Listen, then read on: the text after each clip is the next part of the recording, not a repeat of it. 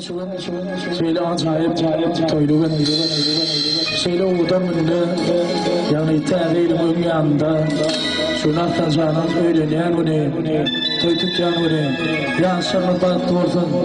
Allah cansı tağilimle düşünmeyi olsun tağilimle bularım oğul sevmek hıyırteden sevmek niyetler etsin gelin elini ayağı düşünme olsun ayağı düşünme Allah'ın yaşamı baktı olsun Hatta çarşı mutlu aydınlığı toyma devam eder, toylarını öğrenip olsun.